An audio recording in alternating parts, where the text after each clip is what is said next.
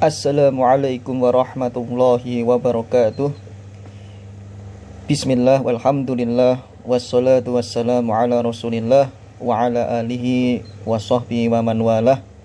Allahumma ya muallima Ibrahim alimna wa ya mufahhima Sulaiman fahimna. Allahumma alimna ma yanfa'una wanfa'na bima 'allamtana warzuqna ilman nafi'a. Ahlan wa sahlan wa marhaban bikum jami'an, adik-adik santri kelas 10 KMI Tulab wa Tholibat. Alhamdulillah, di kesempatan kali ini barangkali kita masuk di pekan terakhir sebelum adik-adik akan menghadapi hari-hari ikhtibar atau hari-hari ujian, diantaranya ujian tahfidz, kemudian ada ujian lisan, dan ada juga ujian atau ulangan tengah semester.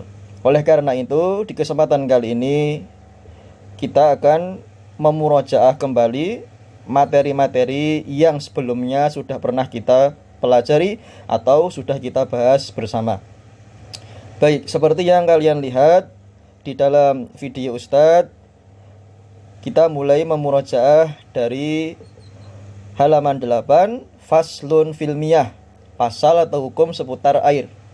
Sebelumnya, insya Allah kisi-kisi akan Ustadz sampaikan di dalam video ini, tapi terlebih dahulu kita akan memurojaah ammah secara umum dan secara sekilas ya. Hanya sifatnya memurojaah, bukan membahas ya.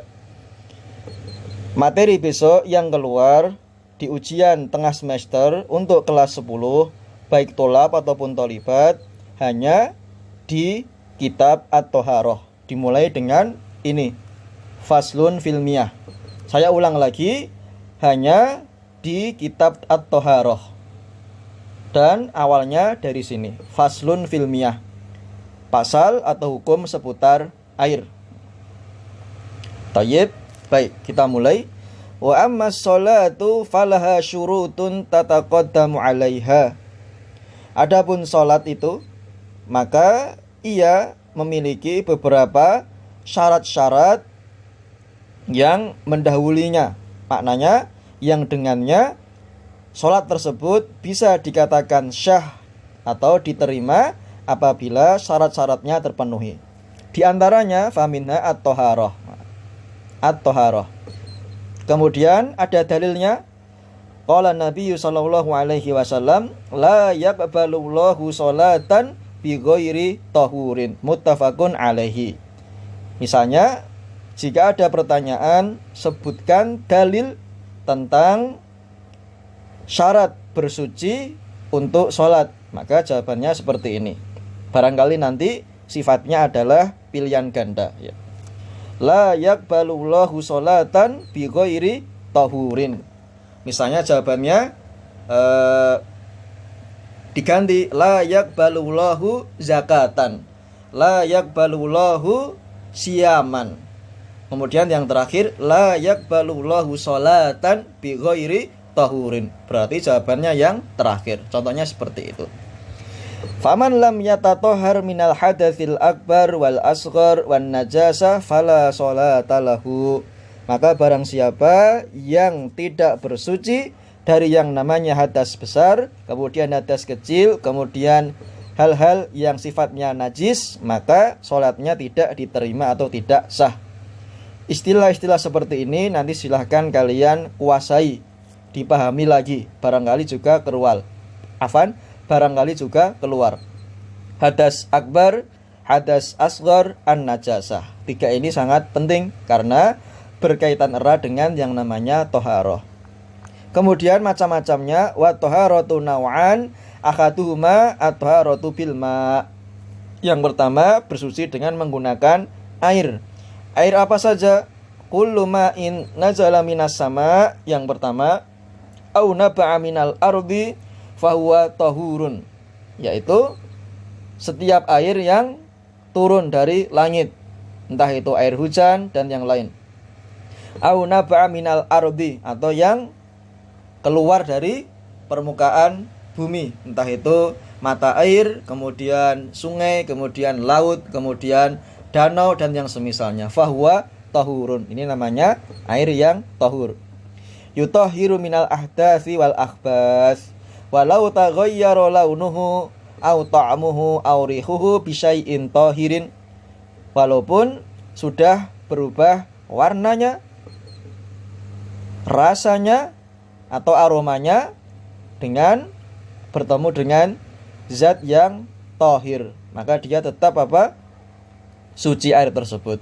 Dalilnya innal ma'a tahurun la yunajjisuhu syai'un. Innal ma'a tahurun la yunajjisuhu syai'un. Sesungguhnya air itu suci dan mensucikan. Tidak ada yang dibuat najis oleh suatu zat atau benda apapun. Kemudian wal aslu fil asya'i at-taharatu wal ibahah. Hukum asal dari suatu perkara itu adalah suci dan boleh digunakan. Ya. Fa idza syakkal muslimu fi najasati ma'in aw thawbin aw buq'atin aw ghairiha fa huwa tahirun aw tayaqqana taharata wa syakka fil hadaats fa huwa tahirun liqaulihi sallallahu alaihi wasallam fir rajuli yukhayyalu ilaihi annahu yajidu syai'a fi shalah la yansarif hatta yasma'a sautan aw yajida rihan. Maknanya, apabila seorang muslim yang ragu-ragu tentang adanya najis dalam air ataupun dalam baju yang ia pakai ataupun tempat yang dia gunakan untuk beribadah dan yang lainnya, maka dia tetap dianggap sebagai suci. Jadi keraguan itu tidak pernah bisa merubah yang namanya apa? Hukum asal. Hukum asal segala sesuatu adalah suci dan boleh. Boleh dia berubah atau boleh dia memutus ibadahnya dengan syarat la yansarifu hatta yasma'a sautan aw yajida rihan. Mendengar suatu suara atau sudah mencium aroma yang dengannya bisa dibuktikan adanya zat najis. Ya. Berarti ini tadi terkait dengan at-taharah. Berikutnya ke babul aniyah tentang bejana. Jami'ul awani mubahah. Ini hukum berarti ya. Setiap periuk, setiap bejana atau setiap yang namanya peralatan makan atau minum, misalnya kendi atau misalnya alat untuk makan, nampan dan yang lainnya, itu hukum asalnya adalah mubahah, boleh digunakan. Illa aniyatadzabi wal fiddah, kecuali bejana atau periuk-periuk yang terbuat dari emas ataupun perak. Dua ini hukumnya haram atau dilarang. Misalkan nanti ada sebuah pertanyaan, di bawah ini adalah bejana yang boleh digunakan untuk makan atau minum. Jawabannya A, yang terbuat dari kuningan, B, yang terbuat dari emas, C, yang terbuat dari perak. Berarti jawabannya yang terbuat dari kuningan. Intinya selain yang terbuat dari emas ataupun perak itu boleh.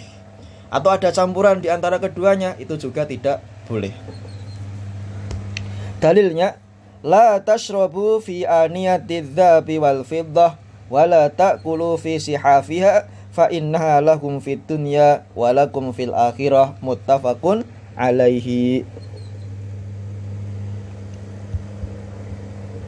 Maknanya, janganlah kalian minum di bejana atau di periuk, di tempat minum yang terbuat dari emas dan perak, dan janganlah kalian makan dari piring-piringnya.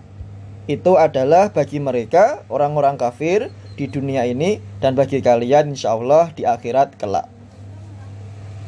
Berikutnya babul istinja wa adabi qada'il hajah. Ini juga sangat penting terkait dengan adab-adab ketika kita membuang hajat, entah itu dimulai dengan masuk ke kamar kecil, kemudian ketika kita keluar dari kamar kecil. Adabnya bagaimana? Nanti silahkan kalian pahami dan pelajari kembali. Di antaranya an yuqaddima rijlahul yusra wa yaqul bismillah Allahumma inni a'udzubika minal khubuthi wal khaba'ith. Ini adab ya. Adab masuk ke kamar kecil atau masuk ke toilet. Kemudian bila keluar qaddamal yumna wa qala ghufranak atau alhamdulillahilladzi adzhaba anni al-adza wa afani. Dimulai dengan kaki kanan dan membaca doa. Ini tata caranya yang disunahkan oleh Nabi sallallahu alaihi wasallam. Wa ya'tamidu fi julusihi ala rijlihil yusra wa yansibul yumna. Di antaranya bila kita mampu untuk melakukannya itu lebih baik. Tapi kondisinya sekarang berbeda dengan dahulu ketika di zaman Nabi dan para sahabat. Wa yastatiru bihaitin aw ghairih. Menutup diri dengan dinding atau dengan satir pelindung dan yang lainnya. Intinya jangan sampai kalau kita sedang membuang hajat terlihat oleh orang lain atau menyembunyikan diri kita dari pandangan orang. Wa yab'utu in kana fil fadha, dan menjauhkan dari tempat keramaian, dari tanah lapang. Harus di tempat yang tersembunyi. Kemudian ada hal penting juga di antaranya perkara-perkara yang dilarang ketika kita akan membuang hajat. Di mana saja itu?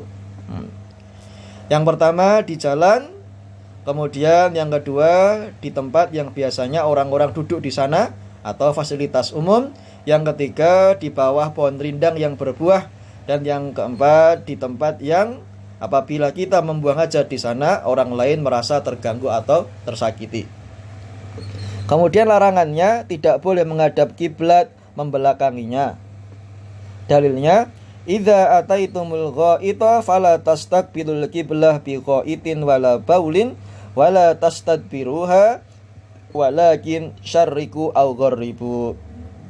Apabila kalian masuk ke kamar kecil atau toilet, maka janganlah menghadap ke arah kiblat ketika kalian buang air besar ataupun buang air kecil, dan janganlah membelakangi kiblat, akan tetapi menghadaplah ke arah timur atau ke arah barat. Dulu pernah Ustaz sampaikan ini terkait dengan penduduk Madinah atau Mekah waktu itu. Hanya saja sekarang tempat kita berada di Indonesia. Berarti yang tepat adalah kita menghadap ke arah utara atau ke arah selatan. Kemudian terkait dengan istijmar dan istinja, nanti silahkan kalian murojaah kembali apa itu istijmar, apa itu istinja, cara penggunaannya, dan yang lain. Kemudian perkara-perkara yang dilarang ketika kita beristijmar. Di sini dilarang menggunakan tulang belulang dan kotoran, dan juga dilarang beristijmar menggunakan setiap benda yang dimuliakan. Kemudian bab berikutnya faslun izalatun najasati wal asya'in najasah, menghilangkan najis dan perkara-perkara yang bersifat najis. Ini terkait dengan tata cara kita untuk menghilangkan najis apabila kita terkena zatnya. Entah itu di badan kita, entah itu di pakaian kita, atau entah itu di tempat kita atau dan yang lainnya. Bagaimana cara kita menghilangkannya? Di sini tertulis an tazula ainuha anil mahal. An tazula ainuha anil mahal. Yaitu cukup dengan membuang benda najis di tempat tersebut. Cara mensucikannya, apabila memang zatnya itu berada di misalnya badan kita atau pakaian kita atau tempat yang kita bernaung di sana.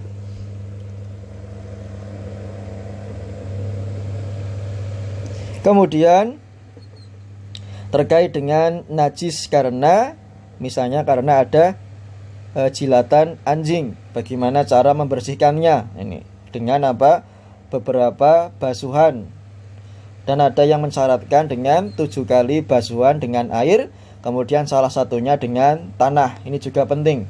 Misalnya ada soal, bagaimana cara kita membersihkan badan kita apabila terjilat oleh jilatan anjing. Jawabannya nanti kalau ada pilihannya seperti ini. Sab'a ghusalat biturab, 7 kali basuhan, salah satunya dengan air, atau khamsa ghusalat, 5 kali basuhan, atau arba'a ghusalat. Berarti jawabannya yang A, 7 kali basuhan dengan air, salah satunya menggunakan tanah.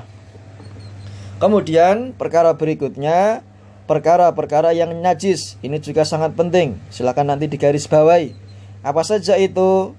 Air, kencing manusia dan kotorannya, kemudian darah, kemudian kotoran atau kotorannya setiap hewan yang dilarang untuk kita memakannya, itu juga najis. Kemudian binatang buas, semuanya najis. Kemudian bangkai, semuanya najis kecuali jenazah atau mayat manusia, itu tidak najis.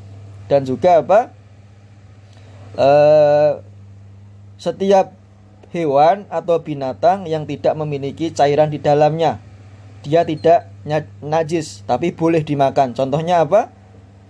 Contohnya ikan dan belalang, keduanya adalah bersih.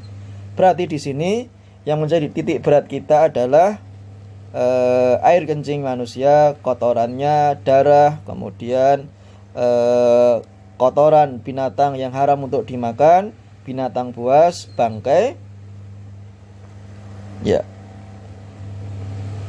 itu diantara perkara-perkara yang najis saja. Ada banyak ya, nanti silakan kalian pahami kembali. Dalilnya diantaranya hurrimat alaikumul maitatu waddamu, telah diharamkan bagi kalian bangkai dan darah.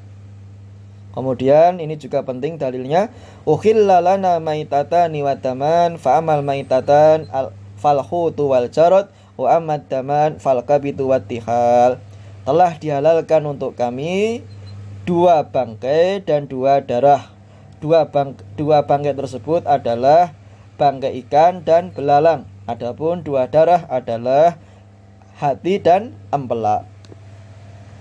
Kemudian dan adapun kotoran dari binatang-binatang yang jinak atau ternak yang boleh kita makan, maka dia adalah suci. Misalnya apa? Sapi, kambing dan yang lainnya. Tapi tetap apabila kita merasa jijik, kita menghindarinya.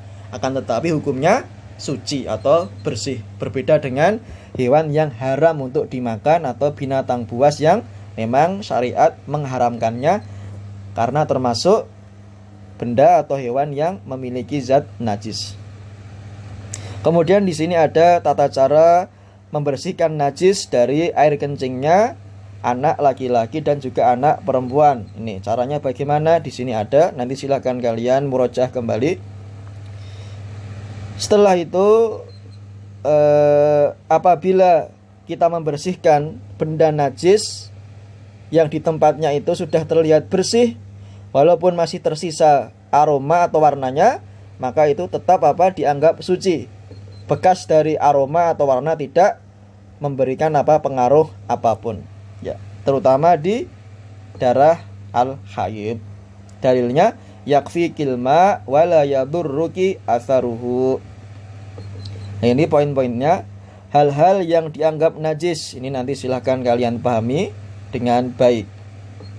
Kemudian tentang membersihkan najis karena air kencing bayi laki-laki dan perempuan, kemudian hukum perihal mani manusia, kemudian tentang kotoran dan kencing dari hewan yang boleh dimakan. Tadi sudah kita sedikit singgung, yaitu tohir, boleh. Kemudian bab sifatil wudhu. Nah, ini juga sangat penting. Ini adalah terkait dengan tata cara kita berwudhu, yaitu dengan niat menghilangkan hadas, kemudian niat itu sendiri, membaca bismillah, kemudian membasuh kedua tangan 3 kali, berkumur-kumur, istinsyak dengan 3 kali basuhan, membasuh muka 3 kali, membasuh kedua tangan sampai siku 3 kali, dan seterusnya sampai di bagian akhir, yaitu membasuh kedua kaki sampai ke mata kaki jumlahnya 3 kali basuhan. Nah, ini diantara sifat atau tata cara wudhu yang sebagaimana diajarkan oleh Rasulullah Shallallahu Alaihi Wasallam. Kemudian lanjut dalilnya, ini juga penting, nanti antum silahkan dipahami dan dikuasai materinya. Dalilnya ini, ya ayyuhalladzina amanu idza qumtum ilas sholati faghsilu wujuhakum wa aydiyakum ilal marafiqi wamsahu biru'usikum wa arjulakum ilal ka'bayn. Tapi ini enggak semua ya.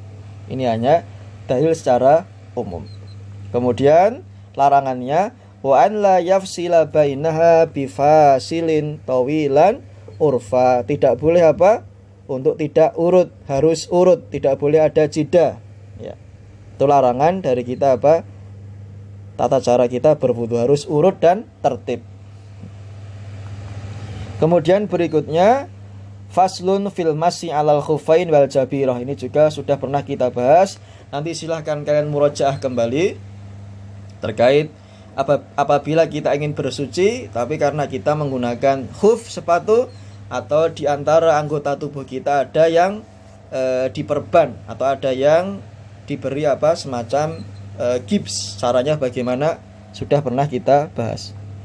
Berikutnya ini bab nawaqidil wudu, pembatal-pembatal wudu. Ini apa saja? Untuk hal-hal yang seperti ini, Ustadz senantiasa ketika memberikan sebuah tugas agar dikasih nomor atau huruf. Tujuannya biar kalian bisa paham dengan baik dan benar. Ini ada 1, 2, 3, 4, 5, 6, 7, 8. Ada 8 hal yang menjadikan wudu kita batal. Apa saja? Nah, ini al-khariju minas sabilain mutlaqan wa damul katsir wa zawlul aqli wa aqlu lahmil jazur wa masul mar'ati bi syahwah wa masul farji wa tagsilul mayyiti war riddah. Nanti tolong antum kuasai materinya, jangan sampai lupa. Karena ini juga penting. Ini dalil-dalilnya juga ada. Tidak semua harus dihafal ya.